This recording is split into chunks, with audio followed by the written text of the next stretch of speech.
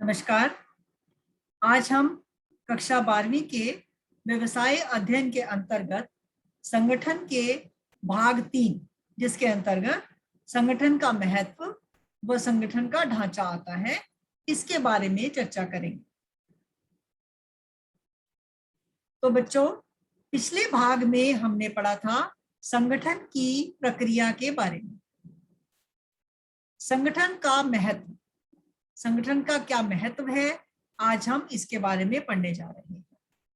संगठन कार्यों का निष्पादन उद्यम के परिवर्तन को गतिशील व्यवसायिक पर्यावरण के अनुरूप बनाने का मार्ग प्रशस्त करता है, एक रास्ता बनाता है कि सभी गतिविधियां सुचारू रूप से चल सके, संगठन के कार्य सरलता पूर्वक चल सके।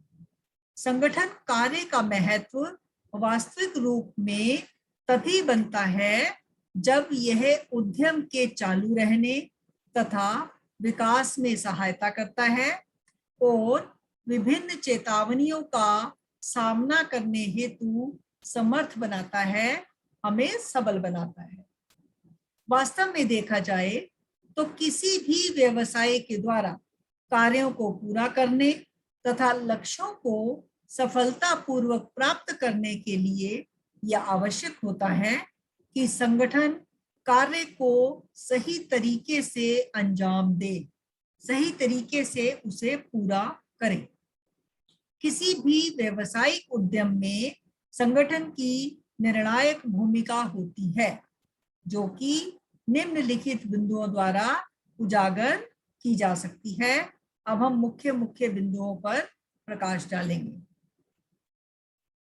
नंबर 1, विशिष्टीकरण के लाभ। विशिष्टीकरण के क्या लाभ होते हैं बच्चों? संगठन कार्यबल में विभिन्न क्रियाओं के नियमानुसार आवंटन में मार्गदर्शक का कार्य करता है, एक मार्गदर्शक की भूमिका अदा करता है, हमें रास्ता दिखाने में मदद करता है।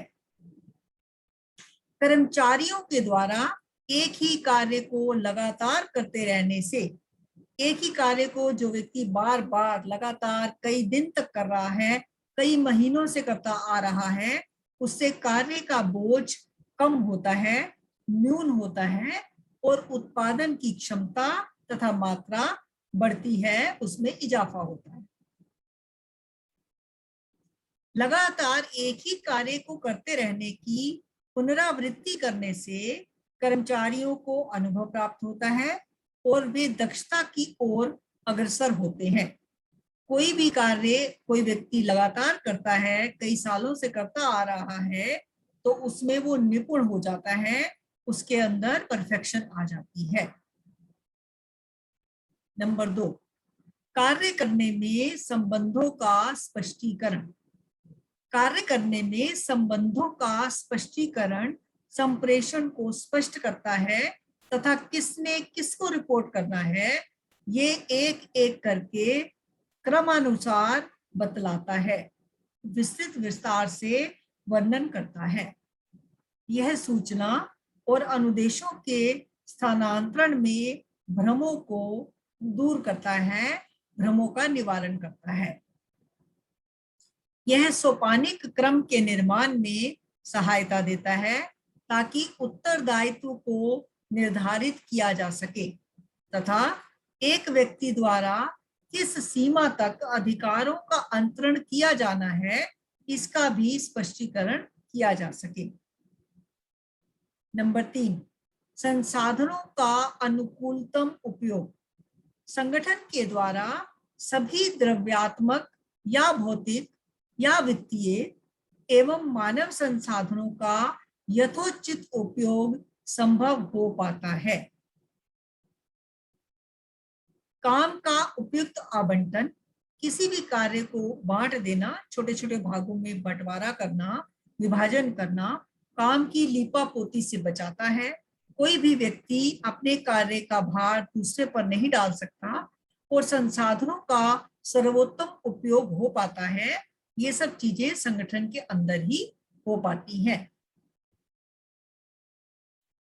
काम के दोहरेकरण से दूर रखता है, किसी भी काम को रिपीटेशन से बचाता है, बार बार किसी कार्य को करने से इसमें बचाव होता है, जिससे कि प्रयास बचते हैं, श्रम बचता है, धन बचता है, संसाधनों का अतिरिक्त अपव्यय बचता है, संसाधनों का दुरुपयोग बचता है और संदेहों की रोकथाम भी होती है। किसी भी प्रकार का शक, शंका ये सब नहीं रहता और काम सरल तरीके से हो जाता है। नंबर 4, परिवर्तनों का अनुकूलन। संगठन प्रक्रिया व्यवसायिक इकाइयों को व्यवसायिक पर्यावरण परिवर्तनों में समायोजित होने की अनुमति भी देता है। यह संगठन संरचना में प्रबंधकीय स्तर का उपयुक्त परिवर्तन तथा आपसी संबंधों के संशोधनों में पारागमन का मार्ग प्रशस्त करता है। इससे आपस में प्रबंधकीय स्तर के तालमेल को स्थापित करना सरल हो जाता है। नंबर 5, प्रभावी प्रशासन। ये प्रशासन को तो प्रभावी बनाता ही है बच्चों। संगठन कार्यों और उससे संबंधित कर्तव्यों का स्पष्ट विवरण इसमें होता है, स्पष्ट ब्यौरा इसमें दिया जाता है। यह असमंजस, कोई दुविधा या पुनरावृत्ति इन सब की रोकथाम करता है। किसी प्रकार की कोई दुविधा इसमें नहीं रहती, सब कुछ स्पष्ट रूप से वर्णित होता है। कार्यकरण में स्पष्ट संबंध स्थापित होने से कार्य सही ढंग से निष्पादित हो जाता है। संगठन का प्रबंध सुगम होता है, सरल होता है तथा प्रभावशाली भी होता है। अगला है कार्मिकों का विकास। संगठन प्रबंधकों में सृजनात्मकता को तो बढ़ावा देता ही है बच्चों। इससे रचनात्मकता का विकास होता है, नई नई चीजें लोगों को सीखने को मिलती हैं। प्रबंधकों द्वारा अपने अधीनस्थों को दैनिक कार्यों के अधिकार अंतरण से उनका कार्यभार हल्का होता है, किसी एक व्यक्ति पर अतिरिक्त बोझ नहीं पड़ता, कार्य अलग अलग ग्रुप्स में बढ़ जाता है।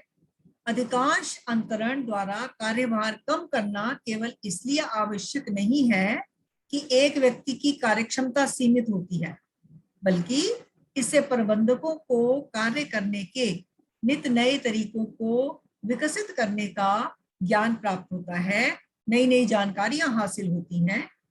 इससे फायदा क्या होता है? इससे उन्हें कंपनी की प्रतियोगी अवस्था को सुदृढ़ बनाने में फायदा पहुंचता है। एक कंपनी किसी दूसरी कंपनी से बाजार में जो प्रतियोगिता स्थापित रहती है उससे compete करने में इनको फायदा होता है। नए क्षेत्रों और नए विकास के अवसर प्राप्त होते हैं। अधिकार अंतरण अधीनस्थ कर्मचारियों को चुनौतियों का प्रभावपूर्ण ढंग से मुकाबला करने की भी शक्ति प्रदान करता है और सामर्थ्य देता है कि वो चीजों को अच्छे से भली भांति समझ पाए। अगला आता है बेटे विकास एवं विस्तार। संगठन एक उद्यम को वर्तमान तौर तरीकों से नए आयामों में परिवर्तित होने में सहायता भी देता है। संगठन उद्यमों में कार्य स्थिति तथापि भागों में वृद्धि करता है तथा उत्पादन क्रियाओं में विभिन्नता भी लाता है। चालू कार्य क्षेत्रों में नए भौगोलिक भूभागों को जोड़ने का भी कार्य करता है, जिससे फायदा क्या होता है बच्चों? ग्राहकों को फायदा होता है, विक्रय और लाभ में भी वृद्धि होती है। तो इस प्रकार हमने देखा बच्चों कि संगठन एक ऐसी प्रक्रिया है जिसके माध्यम से प्रबंधक उद्यम में व्याप्त अव्यवस्थाओं को खत्म कर सकते हैं, समाप्त कर सकते हैं, मिटा सकते हैं तथा कर्मचारियों में काम अथवा उत्तरदायित्व संबंधी झगड़ों को कम कर सकते हैं। झगड़े इसलिए भी नहीं होते क्योंकि कार्य का बराबर रूप से समान रूप से बंटवारा हो जाता है और सामूहिक कार्य भावना के लिए उपयुक्त माहौल तैयार होता है, एक अच्छा वातावरण बन जाता है काम करने लायक स्थिति का। अगला हम पॉइंट पढ़ते हैं संगठन के ढांचे के बारे में। संगठन ढांचा संगठन की प्रक्रिया का ही परिणाम है। एक प्रभावी संगठन एक उद्यम की लाभदायकता में वृद्धि करता है, बढ़ोतरी करता है। एक उद्यम को, किसी भी कंपनी को एक आदर्श संगठन ढांचे की आवश्यकता उसके आकार में वृद्धि या जटिलताओं में बढ़ोतरी होने पर अनुभव होती है। केवल वे ही उद्यम इसके अपवाद होते हैं जो इसके अंतर्गत नहीं आते। एक दीर्घकालीन विशिष्ट ढांचा बनाकर आगे बढ़ा जाता है। ये समझना अति आवश्यक है कि ऐसी स्थिरता उपक्रम के लिए अहितकर साबित हो सकती है, हानिप्रद साबित हो सकती है तथा परिवर्तन ना करने पर यह उपक्रम या तो जल्दी बंद हो जाता है, कंपनी पर ताला लग सकता है, या इसकी वृद्धि में कोई गतिरोध उत्पन्न हो जाता है। कंपनी में किसी प्रकार का डेडलॉक ना आने पाए, इसके लिए संगठन का एक सुनियोजित ढांचा तैयार करना अत्यंत आवश्यक होता है। बतौर संगठन विकास, नए कार्यों के उद्गमन के लिए और सोपानिक ढांचे में बढ़ोतरी के लिए सामंजस्य स्थापित करना अत्यंत कठिन कार्य होता है।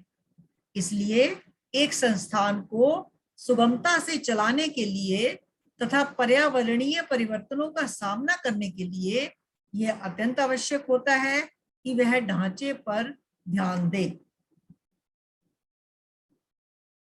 पीटर ड्रकट एक उपयुक्त संगठन ढांचे के महत्व पर जोर देकर बताते हैं कि संगठन ढांचा एक अनिवार्य माध्यम है तथा अनुपयुक्त ढांचा व्यवसाय की कार्य निष्पत्ति को भयंकर हानि पहुंचा सकता है, या यहां तक भी हो सकता है कि इसे समाप्त ही कर दे।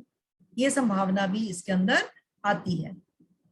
अतः हम कह सकते हैं कि संगठन ढांचा अत्यंत महत्वपूर्ण होता है किसी भी संगठन को सुचारू रूप से चलायमान रखने के लिए। संगठन के ढांचे को एक रचना के तौर पर हम समझते हैं जिसके अंतर्गत प्रबंधकीय तथा संचालन संबंधी कार्यों को निष्पादित किया जाता है। इसमें मनुष्यों के कार्य और संसाधनों का संबंध स्पष्ट किया जाता है। ये दोनों का आपस में सामंजस्य भी इसमें स्थापित किया जाता है। यह मानवीय, भौतिक तथा वित्तीय संसाधनों में आपस में संबंध स्थापित करता है, समन्वय स्थापित करता है, तालमेल की अनुमति देता है और व्यवसायिक संस्थान को वांछित लक्ष्यों को प्राप्त करने में सामर्थ्यवान भी बनाता है। किसी भी फर्म का संगठन का ढांचा एक संगठन चार्ट के द्वारा दिखलाया जा सकता है। प्रबंध का विस्तार संगठन ढांचे को विस्तृत रूप प्रदान करता है कि हम उसको किस तरह से विस्तार में लाते हैं। प्रबंध के विस्तार से क्या तात्पर्य है बच्चों? प्रबंध के विस्तार से तात्पर्य है एक पर्यवेक्षक द्वारा अपने कितने अधीनस्थों का प्रभावपूर्ण तरीके से पर्यवेक्षण किया जाना है, यह इसके अंतर्गत आता है। यही है प्रबंध का विस्तार। ये ढांचे में प्रबंध के स्तर को निर्धारित करता है। एक व्यवसायिक उपक्रम का उपयुक्त संगठन ढांचा संप्रेषण प्रवाह को बिना किसी अपराध बोध के, बिना किसी बाधा के, बिना किसी डेडलॉक के चलने का आश्वासन देता है, भरोसा दिलाता है तथा संचालन पर एक अच्छा नियंत्रण भी बनाए रखता है। ये संगठन उपक्रम को ऐसा ढांचा प्रदान करता है जिससे वह एक एकीकृत इकाई के रूप में विभागों और व्यक्तियों के उत्तरदायित्व को नियमित तथा समन्वित करने में समर्थशील होता है। इसे हम एक सिंपल से उदाहरण से समझते हैं। सुनीता का उदाहरण, एक उदाहरण लेते हैं। सुनीता के उदाहरण में क्या बताएंगे बच्चों, आप ध्यान से सुनिए। सुनीता नाम की एक औरत है, एक महिला है, उन्होंने अपनी ट्रैवल एजेंसी खोली एक नई नई ट्रैवल एजेंसी की शुरुआत की। उनकी ट्रैवल एजेंसी की सफलता ग्राहक और ट्रैवल एजेंसी के कर्मचारियों के मध्य एक सामंजस्यपूर्ण संबंध पर निर्भर करती है।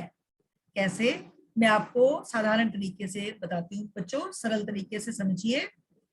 सुनीता जो एक महिला है, उसने ट्रैवल एजेंसी खोली। ट्रैवल एजेंसी से आपको तात्पर्य पता है, कहीं बाहर जाने के लिए जो प्रोग्राम बनाते हैं टूर एंड ट्रैवल्स वाले, आपको इंडिया से बाहर, भारत से बाहर जाना है, कोई इंटरनेशनल ट्रिप पे जाना है, तो उसका सारा ब्यौरा, टिकट्स की बुकिंग, वहां कहाँ रहेंगे, ये सब बुकिंग वो लोग देखते हैं ट्रैवल एजेंट्स। कुछ पैसा लेते हैं, अपना जो भी इनकी होती है वो अपनी फिक्स सैलरी लेते हैं और उसके बदले में, उसके एवज में ग्राहकों को सुविधाएं प्रदान करते हैं। तो उसके लिए बहुत जरूरी है कि वो ग्राहक से उसकी इच्छा के अनुसार जो भी वो चाहता है उससे वो जानकारी हासिल करें और उसकी इच्छा के अनुरूप उसको सुविधाएं प्रदान करें। तो ये है ग्राहक और ट्रैवल एजेंसी के कर्मचारियों के बीच का सामंजस्य, अर्थात तालमेल, आपस का विचार विनिमय। इसी उद्देश्य को प्राप्त करने के लिए उन्होंने संचालन, बिक्री और प्रशासन, इस तरह के कार्यों के आधार पर एजेंसी के पूरे कार्य को 3 उप महाद्वीपों में बांट दिया है। संचालन के अंतर्गत ट्रैवल काउंसलर, आरक्षण जो सीटों की बुकिंग होती है, और टिकट्स तथा ग्राहक की देखभाल, इन सबको सम्मिलित किया गया। बिक्री के अंतर्गत लेखा कार्यकारी शामिल किए गए। प्रशासन के अंतर्गत बुक कीपर, कैशियर जो कि पैसे का लेन देन रखेंगे, और उपयोगिता कर्मी, ये इन सबको शामिल किया गया। कार्यों के आधार पर काम के इस विभाजन के परिणाम स्वरूप प्राधिकरण और जिम्मेदारी की रेखा निर्दिष्ट करने वाली संगठनात्मक संरचना हुई है। तो बच्चों, हमने देखा कि संगठन के अंतर्गत ढांचे की अनिवार्यता कितनी महत्वपूर्ण होती है। ग्राहक और कंपनी के मध्य एक अच्छा तालमेल स्थापित करना कितना आवश्यक होता है। तो आज के अध्याय में इतना ही, बाकी हम पढ़ेंगे अगले अध्याय में। धन्यवाद।